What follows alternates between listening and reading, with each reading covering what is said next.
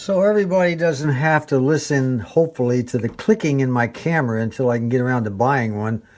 I made this camera holder handle for it years ago, and I never knew what happened to it. And then today, I found it deep buried down in the drawers on my desk, and I said, "Well, I'll be a son of a gun." So what was happening was when I squeezed the top, the camera's been dropped a couple of times, and when I would squeeze it together to hold it, and while I was filming, I guess the pressure from my hand was causing the thing to click, because the microphone is right there where those three dots are. All the years that I've been filming, all these hundreds and hundreds of videos, this is what I've been using, just this little tiny Sony Bloggy Touch. Greatest little camera I ever had. Cheap, and you can still get them too. It's a great camera. I don't have to worry about some big clunky thing with a door that opens up. If I'd have had a camera with a door that opens up on the side, I'd have broke that thing off years ago. I had to buy a new one. This one, I don't have to worry about that. Fits in my pocket real easy, light. Never had a charging problem with it. Never had any problem at all until I dropped it a couple times. So this is what we'll be using from now on until I can get another camera. Hopefully the clicks will disappear. We got a couple of packages in today. I bought the stuff on eBay. I'm always haunting eBay for looking for things that will improve the Thunderbird or replace things that are missing. And this is an improvement type of deal right here. The young fella was selling these red plastic covers for the taillights, and they had real good screw tabs on them. And they're not cracked or anything. They look really nice. So I picked those up, and he even included the screws with them, which was really cool. Very good packing on his part. I'm very proud of him. And each one has a good, because all of mine are cracked. They have all these minor cracks all over them, and one of them has both of the screw tabs on one of them completely broken off. So I was going to use silicone to put it on, but I said, well, I don't know. Let me just keep haunting eBay. Maybe sooner or later something will pop up. So it's been 7, 8 months, and sure enough, there they are. They were popped right up. I said, I'm grabbing those while I can. What we have here are kick panels that go up underneath the right-hand side where the passenger's feet are, up there around the fuse panel. That's what this little door is here. To open it up to check your fuses. And this is the one for the driver's side. They were completely, they're just not there. On this car here, if it's not there, it's broken. The things that are there are broken. The rest is totally missing. So I had to replace a lot of this stuff. And it was kind of nice to, again, I've been haunting eBay looking, and sure enough, a set popped up the other day. Now, these are not the color of the originals. The originals, I believe, are white, but I don't want white ones anyway. The carpet's going to be black. This car has what they call the interior G6. And I think I've gone over this before. It has pearl seat covers, pearl colored, and black appointments. Black appointments. Now the appointments would be on the dash. It'd be all in black instead of wood grain. In the console, that's that thing that goes down the center of the console between the two bucket seats in the front, has black trim. And the car also has black carpeting, or at least it's going to have black carpeting when I get done. I don't know if it had black carpeting originally. I'm pretty sure it did. So the black carpeting along with the black kick panels, as far as I'm concerned, it's going to be a perfect match with black seat belts. No problem at all, with the black dash and the black console. It'll all match perfectly. So there you go. I picked these up real cheap. The guy said there's a little cut missing on one of them. He said, but once you get them up there, you won't even be able to see them. I don't know what he's talking about. Well, if it's there, if that's all that's missing on this thing, he says it's got a little dig out of it. He showed pictures of it, but I couldn't quite make out what he was talking about. As far as I'm concerned, they're in perfect condition. We'll run a little armor all on those, and they're made out of plastic. I thought they'd be kind of like a cardboard kind of deal, but heavy cardboard, that sort of thing. But I'm glad they're plastic. And our dash lights, look at there, boy. I'm getting a good charge on the alternator. The temperature's coming up here. The fuel gauge is reading about 1/4 of a tank, which is right. And the oil pressure is running a little bit low. And our shift lights light up. Pretty cool, huh? And our wiper and washer lights light, and our left and right air lights. I think we're making big time progress. And of course, our speedometer. That's pretty neat. I like that. We're getting there. But we have no signal indicators on the dash that tell me that the signal lights are on. We'll be working on that later, I guess. I cannot wait till we get some mufflers on this thing.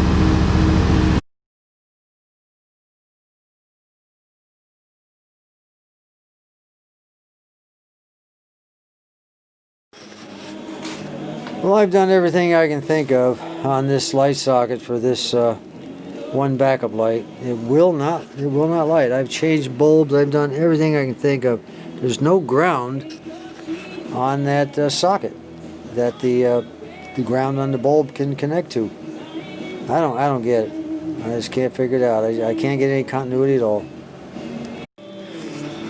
Well, I'm heading in for a cup of coffee. 3 hours of working on this thing, and I still can't get a ground on that left-hand backup light. I'm going to have a cup of coffee and relax a little bit and come back out and hit it one more time.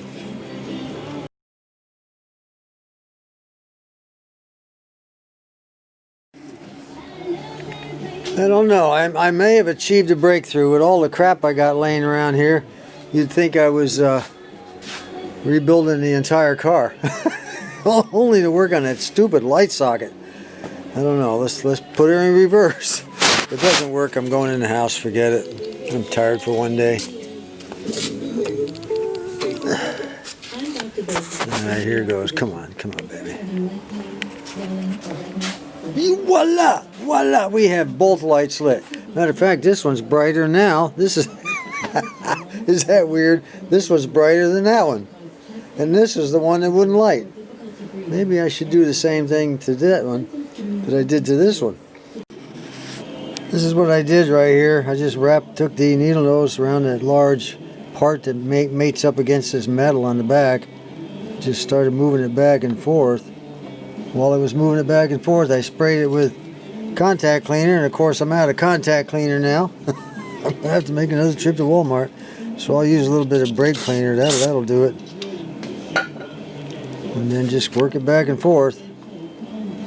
Of course, if it got too loose, it wouldn't make any metal-to-metal contact. But all I have to do is find a spot that it does, and then put some JB Weld right, in one spot to hold it there forever and ever.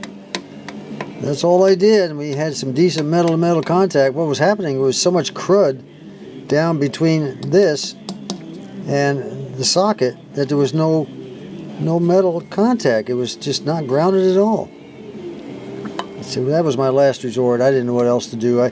Well, actually, I did know what I was going to do. If it didn't work, I was going to rip that socket out of there, go down to O'Reilly, buy brand new sockets, and put them in. They have down there with the flange on that has a screw that I would have drilled right through here and anchored them in place and gone with that. That would have given me my metal contact.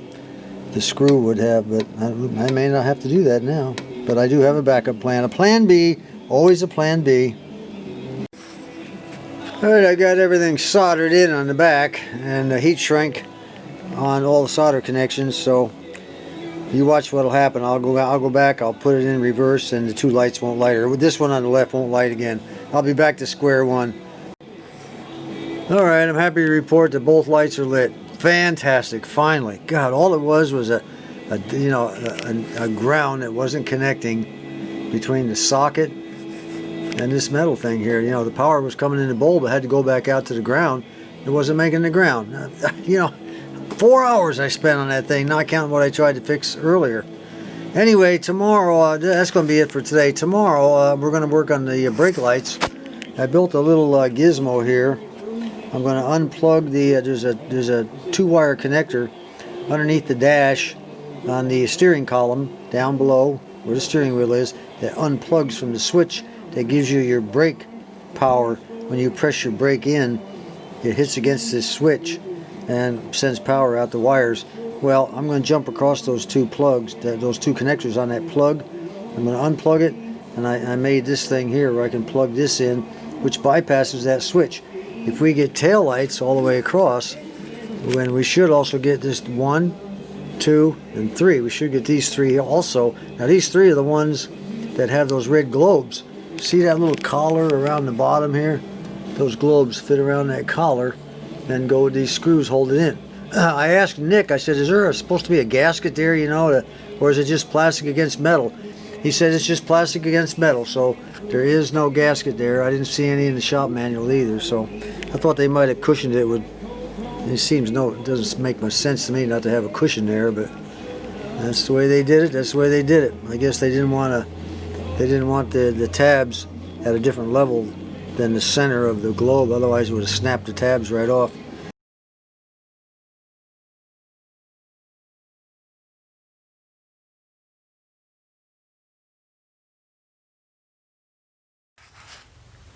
Now that the backup lights are repaired, we're moving on to the brake lights, of course, and as you can see at the rear of the car, I've disconnected the connector that feeds the brake light relay.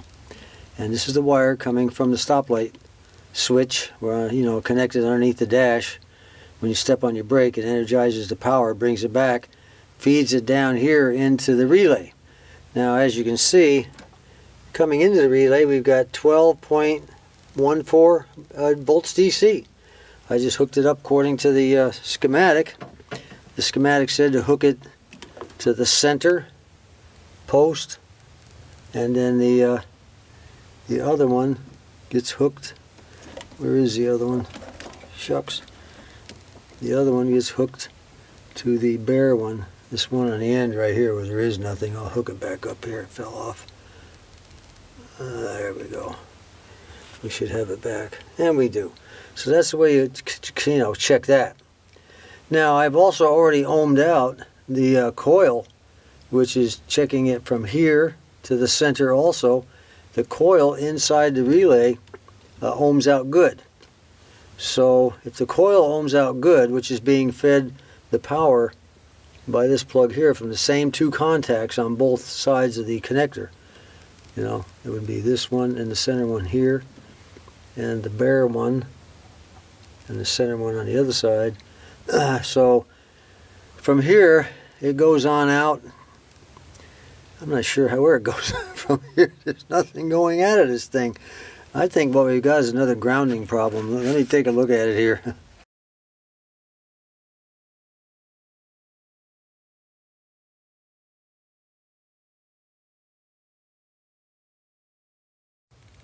Well, there's this screwdriver. It's a big long one. All right, now it's out. Now let's see if I've either damaged the switch by pushing that thing up in there or the power has gone out. Okay, now we're not done yet. We don't want to be disconnecting our wires. Now that switch worked with that screwdriver up in there. Now I've got the screwdriver out. Now we need to find out whether or not the brake pedal is going to do the same thing that the screwdriver did. When I press the brake pedal, will it give us 12 volts back here? Let's find out.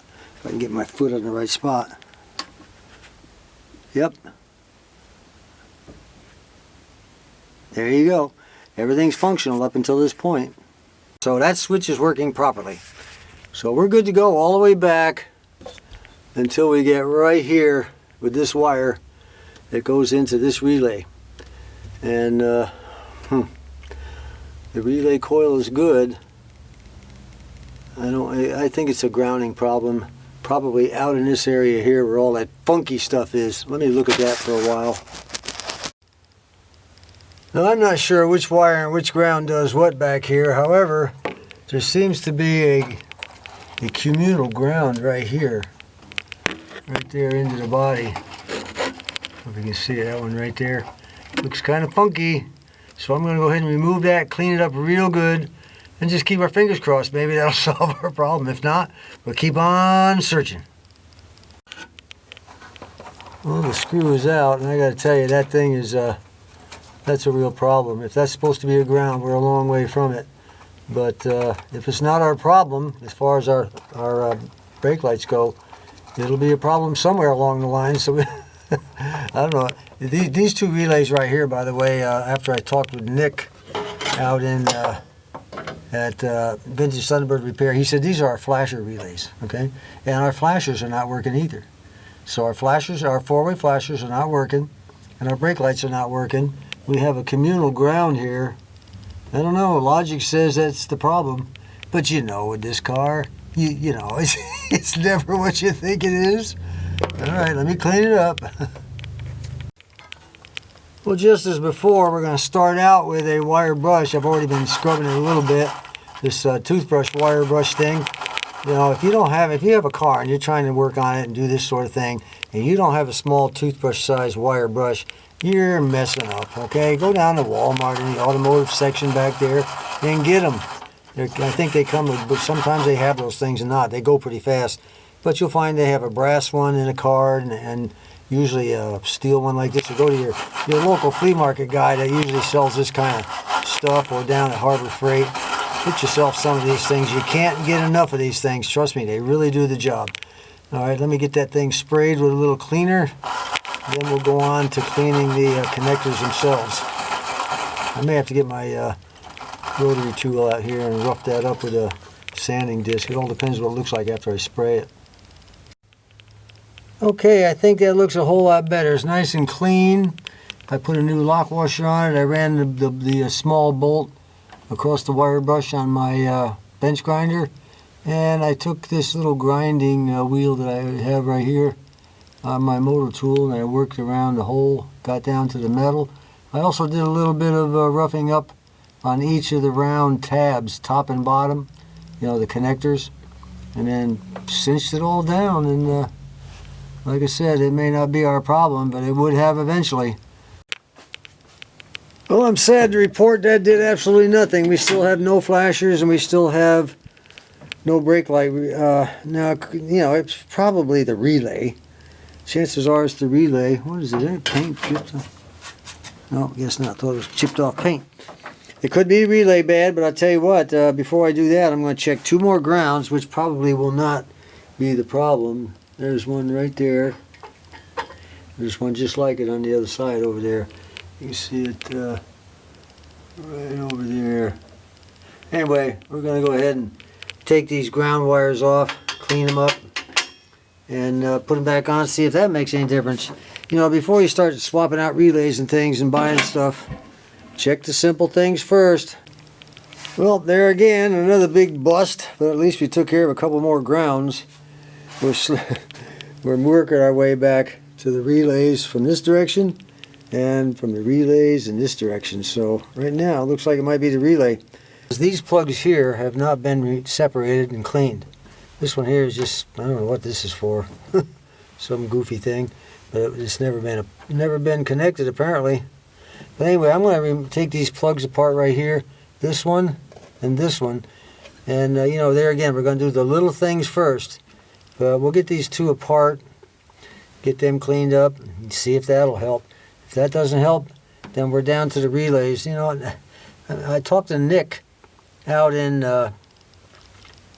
Vintage Thunderbird Repair, and he said that he has on his Thunderbird, both of the flasher relays are bad.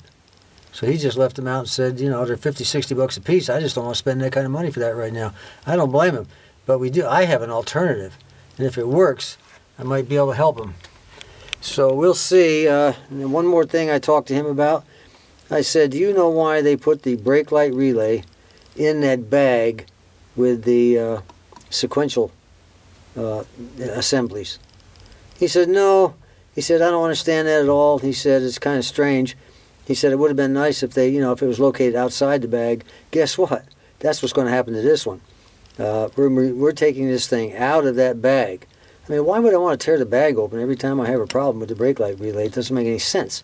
We're going to take this out of the bag, and we're going to relocate it somewhere else on the car. And I'll have mounting holes and everything because these bolts go through a couple of mounting flanges on the relay itself. So it's not like I'm going to have to make a big deal about it. Just drill a hole, put a bolt through it, and it's done. It's connected to the body of the car. So anyway, let's... I think what I'm going to do is I'm going to go in the house, get a cup of coffee right now, see if the wife's okay, take the dogs out for a walk, and then I'll come back, see if I can't separate those two plugs before it gets too cold to stay here. Get them cleaned up, you know. That way we'll know for sure by day's end Okay, I've got all 3 relays out of the car. The 2 4-way flasher jobbies. Look how rusty they are on the bottom. That's not too good at all. We'll have to clean those up if they're operational, if they home out good. Then I've got the other one, which is the brake relay. I got it out. It will not be going back in between these here. However, I think that, not exactly sure, but if I can get a little focus here, it might help a little, huh? I think that this relay requires a ground, and it can't do it with this material. This is a fiber kind of stuff here. So I think I'm going to have to run a ground wire between these 2 posts. Well, as you can see, the sequentials are not working with that ground gone. So, you know, all those wires are interconnected one way or the other. In particular, those flasher wires. So, I don't know. Once I get it back in, I'll use a few gator wires to see if it'll function after I get them cleaned up. If not, we'll have to figure out, because that relay's not going back in that bag. I think that's a bad idea to begin with, but I think they only did it so I could... I don't know why they did it. It doesn't make any sense. This is our brake light relay and our 2 flasher relays. These 2 here are giving me no continuity between any of these pins, no matter what combination I use, even to the ground side. Or I assume this is the grounded point. I don't know. I would assume. But no continuity on anything. And I don't have a picture to go by in the schematic for these things, or at least I can't find one. But you know, I should have been able to come up with some kind of continuity between here that shows me the coil's good. This one here, the coil does come out good, and I think I already showed you that previously. It's been a day or 2 since I last put the last segment up. But this one here, I'm going to go ahead and apply 12 volts to it later and see if I can't get anything out of those contacts. So what we're going to do right now, since you know we have nothing to lose here, and I think we do have a plan B. If we do, we'll show you that in another video. But let's rip open one of these and see what it looks like. Now, one of these tabs is soldered on, again, right here. I'm going to have to get that paint off of there on both of them. And take my hackle and unsolder that, right, to get all that solder loose there, and then bend the tabs out.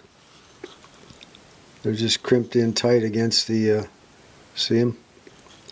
They're just crimped on down there real tight against the plastic. And there's 2 on there, 2 on this side, and 1 over here, and 1 over here. So there's 2, 4, 6. Anyway, let's open one up and see what happens. Now, some of you might not know what a Hacko is. I keep referring to that sometimes in my videos. It's a solder extractor. You just turn it on, plug it in, and it comes in a nice little handy plastic box. This is the Hacko FR300. Wifey bought that for me. Oh, I guess it must be at least 5, 6 years ago now. And she bought it because I'm a great husband, you know. She says, "You are such a great husband. Let me buy you a solder extractor." I said, "Okay, that sounds good, baby." Anyway, it gets real hot, and you just let it heat up completely, and then we'll just press it against the solder on the case of that relay, and it'll just, once we get it to where it's all melty, looks real good melty, then we hit the old trigger. It'll suck it right up in here, put it inside this plastic case you see here on the top. And one thing about these solder extractors, when you do your extraction off of a circuit board or whatever the case may be, make sure you hold the trigger long enough that the solder clears the hot barrel and winds up here in this plastic tube. You know, some people, they'll just go, and that'll be the end of it. That's not the way to do it. Keep the trigger pulled long enough for that solder to make it up into there. If you don't, you're going to clog up the barrel. And then you got to sit there and mess around, fart around forever trying to get it unclogged. Although they do give you tools. They give you unclogging tools in the plastic case I showed you in order to do that. But it just delays the whole operation, you know. Now, whether you use a Hacko, they're pretty expensive actually, but they're nice to have. Whether you use a Hacko or a standard, you know, one of those standard solder suckers with your iron, it's always a good idea to clean off all the oxidation and crap off the solder before you try to melt it. Makes life a whole lot easier. All it takes is a knife and a little scrape. You're going to get rid of all that solder anyway. And that way when you touch the hot tip of your iron or the tip of the Hakko or whatever kind of extractor system you have, it'll process the heat a lot faster down in there. You want to make sure it's nice and melty. Hopefully I can show you that here in a minute. And one other tip, if you don't want to scrape it with a knife or anything, you can take one of these little wire brushes and kind of clean it up with that, make it nice and shiny. The object here is to get that corrosion or oxidation off there. And this Hakko here, you treat it just like you would any other iron. Clean your tip with your brush, keep it clean. See, keep it shiny on the end. Get the crap oxidation off of that as well. Kind of hard to do with one hand while sitting on the desk, but you get the idea. And then that way when you apply the tip to the solder, it's nice and clean. You get an immediate transfer. Also, one other thing I found out, you can go ahead and put a little tinning on the end of this thing if you want. That'll help with the transfer of heat also. Alright, let's see if I can get it nice and melty now. Hope I can pull this off for you. Keep in mind there's a lot of heat. It'll take a lot of heat to melt that. It's already getting pretty melty. Let it get nice and melty before you extract it. You know, it's just a case of a relay. See how it sucked it right away? You cannot beat these Hakko type things. There's plenty of different kinds on the, for sale. This is the one that caught my eye. Well, I thought it was a round thing that was slipped over a tab like so, but it turned out to be not so. It's just a bent over piece of metal and it's soldered right to the case of the relay. You gotta be careful with it though. I don't want to break it off of there. Alright, let's see if we can get the relay out of the case. Well, now I know why we didn't get any continuity. If you'll look right here, let me get the pencil in the right position. There is a wire just barely hanging. Not connected to anything. See it? It was supposed to be connected to this up here, but it's not. It's been burned. I don't know. Is there? And of course, it has to be a wire on the inside of the coil rather than the outside. The other side's okay, but that thing is definitely broken off right there. And take a look at the inside of this case. Look at all that rust down in there. Let me empty it out on the counter here. That's really weird. I wonder, was this car underwater at one time or something? There we go. Did they rescue this? Man alive, that's terrible. Well, that's it for now, folks. As soon as I took that wire, the way this thing worked was the wire came out, wrapped around this plastic thing, and then went on down and got soldered to the tab where it needed to go, right here. It's the same way on the other side. But as soon as I took that wire with my little screwdriver here and I kind of lifted it up like that, brought it around, it just fell right on. It fell right down here. So that the other end of that end that it broke off of is buried down in the bowels of that coil. So this one has had to lick. This one has had to lick. Now, for those of you interested, though, if you want to test these, remember now, these are your flasher relays. Your blue wire is the one that connects. Come on now, be nice. Everything wants to be bad today. Your blue wire coming in to ground. This is your ground right here, and your blue wire is over here. Blue wire, which is right here, to ground. We'll check out that coil. That's the way it is on the flasher relays. Blue wire to ground, to the ground tab. Remember that, okay? And that's all there is for today, I guess. I think next time I'm going to get a hold of Brendan again, and he's going to solve my problem on what to do with these relays. That's what a mentor is for, I just sort of sit around and break things, and his job is to fix all my screw ups, But that's okay. That's what he's there for, I keep him on the payroll, but for that I told him already. Anyway, next time hopefully we can go ahead and get this brake light working. This is the priority right now. The minute I get the brake lights working and they light up when I hit that brake pedal, we put the tail light covers all back together, the lenses, And bingo, we're taking this baby for a drive. The only thing keeping us from going on a drive right now is the brake light's not working. And this thing here has a good coil. And by the way, the points on this thing right here were in excellent condition. Excellent condition. I can't believe it. There's almost no burn marks on them at all. I'm talking about these little babies right here that go down. And they go down. For those of you who've never seen this stuff, this is important. That's why I go over it. Just, you know, just for your own information, because just at some point in your life, you may have an old car, and you'll be able to say, hey, I remember that from when old John, years ago, he's dead now, but from years ago, he showed us that on a YouTube video. See how those points go down? You got a top point and a bottom point on both sides, and they are in very good condition. You can see it. This looks like a burn mark around the center. I don't know. Doesn't matter. Neither one of those are any good, but I'm going to keep this plug. I'll be removing the wires. I'll remove the wires, keep the plug, and wait and see what Brendan has to say. Meanwhile, I got one more thing to show you, and then we'll wrap this baby up. My son, every year, he said, what do you want for Christmas, Dad? What do you want for Christmas? And I always tell him, I just need something small. No, let me get you something big. I said, okay, I'll tell you what. I need a set of mufflers for the Thunderbird. If you'll buy one, if you buy them both, we'll split the cost. I'll give you the money back on the second one. He said, no. If I buy the mufflers, there won't be any splitting of any cost. I said, why not? I mean, you asked me what I wanted. That's what I want. Doesn't matter. I said, John, do it my way. He said, no, I'm an adult. I can do it my way. I mean, he's just a kid. He's only 51 years old or something like that, you know, just still got mustard-colored skid marks in his underwear, as far as I'm concerned. Anyway, this is what came through the mail the other day. A complete, well, last night, actually. It was delivered by FedEx late at night on my front porch. Weighed a ton in some very long boxes. Here's the two mufflers, and with all the tailpipe, the exhaust from the manifold all the way back. And he will not split the cost. There are no resonators. I'm glad he didn't buy them because I don't want resonators, but this will put it back into the original configuration of the H-pipes. What do I mean by H-pipes? Well, right up here, there is a pipe that sticks out. It comes across and it hooks up to the one on the other side there, and it forms the letter H. So that's what we got. Here's the other one over here. The two come together.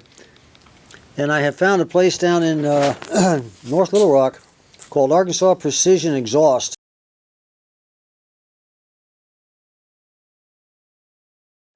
They work on classic cars and anything you want. They will build you a custom exhaust system, and I can't put this up myself. I don't have a lift. I don't have the skills to weld it and all that jazz. We'll just let them take care of it. I already called them up. My favorite muffler shop in town has permanently closed.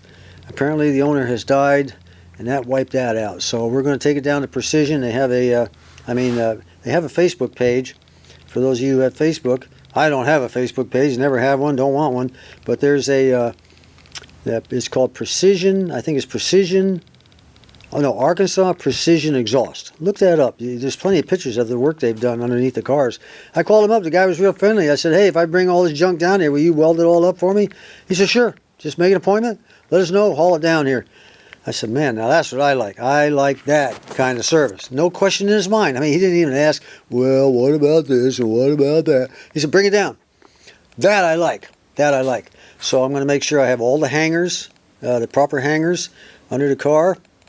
So Nick, out in Vintage Thunderbird Repair, you may get lots of questions about the particular exhaust hangers. I know you did a video on one on the car you're working at right now that shows the exhaust and everything. But be prepared for a couple of questions I'm going to have. And you're the only one I know that's put up a system like this. And I know you had to make a few modifications. And there's a possibility they may have to bend one of these pipes. Now this is from an outfit called, let me see if I can find out what it is. They guarantee this thing to fit the 66 Thunderbird with no problems. But see, Nick said, hey, there's not one out there yet that I found that fits right. So we're fixing to find out. And this is done by Dixie Exhaust. Works Limited. Where are they located at? I don't know. They have a telephone number right there. Dixie exhaust. I don't know if you've ever, but they told my son, they said, hey, you know, this thing is going to be, we are so particular on how we make these things that it's just going to fit perfectly. Well, we shall see about that. Anyway, until next time, I can't think of anything else I have to tell you right now. If I do, I'll come back with an addendum, okay? Until next time, this is John.